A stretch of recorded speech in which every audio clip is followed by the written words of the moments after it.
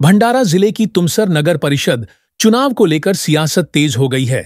Rashtrawadi Congress party Ajit Pawar गुट ने इस बार अकेला चलने का नारा दिया है, यानी इस चुनाव में राष्ट्रवादी कांग्रेस अब अकेले मैदान में उतरेगी। मित्र दलों पर भी निशाना साधते हुए राष्ट्रवादी नेताओं ने बीजेपी पर तीखा हमला बोला है। तुमसर नगर परिषद को जिले की एक अहम परिषद माना जाता है, जहां बीते कार्यकाल में बीजेपी की एक छित्र सत्ता थी, लेकिन इस दौरान शहर का विकास नहीं हुआ, ऐसा आरोप अब राष्ट्रवादी कांग्रेस की ओर से लगाया जा रहा है। मुख्यमंत्री देवेंद्र फडणवीस ने शहर की 47 करोड़ की पानी पुरवठा योजना का उद्घाटन किया था, लेकिन लगभग 9 साल बीत जाने के बाद भी नागरिकों को एक बूंद पानी नहीं मिला। इस योजना के ठप्प होने पर राष्ट्रवादी कांग्रेस के पूर्व नगराध्यक्ष अभिषेक कारेमोरे ने बीजेपी पर गंभीर आरोप लगाए हैं। निश्चितपणे तुमसर नगर परिषदमध्ये सर्व पक्ष वेगवेगळे निवडणूक लढणार आणि राष्ट्रवादी पक्षाची फार मोठी ताकद तुमसर शहरात आहे आणि आपल्याला माहीत असणार का जवळपास 4 वर्ष लुटून गेले।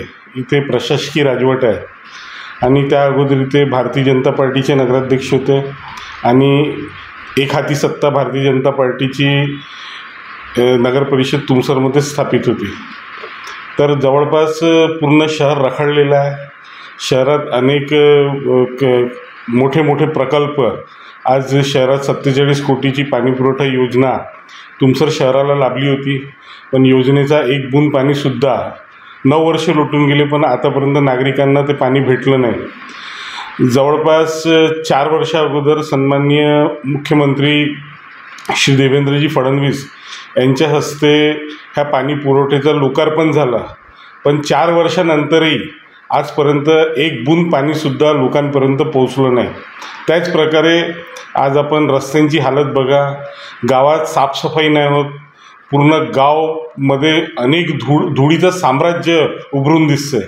त्याच प्रकारे जो हिरवेगार झाडं आम्ही लावलेले होते, अशा झाडांची अवस्था बघा, डिवायडर्स तुटलेले आहेत आणि संपूर्णपणे नागरिक त्रस्त आहेत। सर्वात मोठा विषय पाणीचा आहे।